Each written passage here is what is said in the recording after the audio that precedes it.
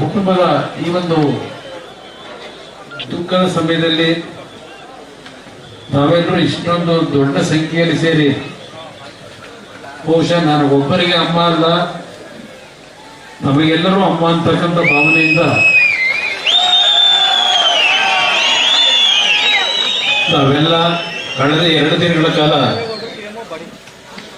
ಮಧ್ಯರಾತ್ರಿ ಬೆಳಗಿನ ಜಾವದಲ್ಲೂ ನಿದ್ದೆಯನ್ನು ಮಾಡದೆ ಅವರ ಆತ್ಮಕ್ಕೆ ಶಾಂತಿಯನ್ನು ಕೋರ್ತಕ್ಕಂಥದ್ದಕ್ಕೆ ನೀವೆಲ್ಲರೂ ಸಹಕಾರ ಕೊಟ್ಟಂಥದ್ದಲ್ಲ, ನಮ್ಮ ಕುಟುಂಬದ ನಮ್ಮ ತಾಯಿಯನ್ನ ಕಳ್ಕೊಂಡಿದ್ದೇವೆ ಅಂತಕ್ಕಂಥ ನಿಮ್ಮ ಹೃದಯದಲ್ಲಿ ಆ ತಾಯಿಗೆ ಸ್ಥಾನ ಏನು ಕೊಟ್ಟಿದ್ದೀರಿ.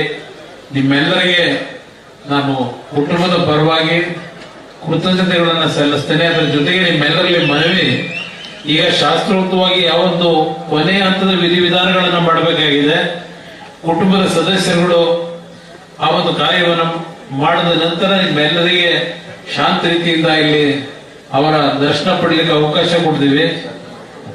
ಅದರ ಜೊತೆಗೆ ಇವತ್ತು ಸರ್ಕಾರದ ವತಿಯಿಂದ ಕರ್ನಾಟಕ ರಾಜ್ಯ ಸರ್ಕಾರದ ಎಲ್ಲ ರೀತಿಯ ಒಂದು ಅವರಿಗೆ ಗೌರವವನ್ನು ಸಲ್ಲಿಸ್ತಕ್ಕಂಥದ್ದಕ್ಕೆ ಕರ್ನಾಟಕ ರಾಜ್ಯ ಸರ್ಕಾರ ಏನು ತೀರ್ಮಾನವನ್ನು ತೆಗೆದುಕೊಂಡು ಇವತ್ತು ಎಲ್ಲರೂ ಹಲವಾರು ಮಂತ್ರಿಗಳು ಮತ್ತು ಕ್ಯಾಬಿನೆಟ್ನ ಮಂತ್ರಿಗಳ ಜೊತೆಯಲ್ಲಿ ಮುಖ್ಯಮಂತ್ರಿಗಳು ಎಲ್ಲರೂ ಭಾಗವಹಿಸಿ, ಹಲವಾರು ಶಾಸಕ ಮಿತ್ರರು, ಹಲವಾರು ಮಾಜಿ ಶಾಸಕರು, ಮಾಜಿ ಮಂತ್ರಿಗಳು ಎಲ್ಲರೂ ತಾವು ಈ ಕಾರ್ಯಕ್ರಮದಲ್ಲಿ ಭಾಗವಹಿಸಿ ನಮ್ಮ ಪರಮಪೂಜ್ಯ ಸ್ವಾಮೀಜಿಯವರು ವಿಶೇಷವಾಗಿ ಅವರು ಸಹ ಅವರ ಈ ಒಂದು ದಿವ್ಯ ಸಾನ್ನಿಧ್ಯದಲ್ಲಿ ಈ ಒಂದು ನನ್ನ ತಾಯಿ ಮುಕ್ತಿಯನ್ನು ಪಡೆಯತಕ್ಕಂಥ ಒಂದು ಆತ್ಮ ಶಾಂತಿಯನ್ನು ಪಡೆಯತಕ್ಕಂಥದಕ್ಕೆ ಎಲ್ಲರ ಆಶೀರ್ವಾದ ಏನಿದೆ.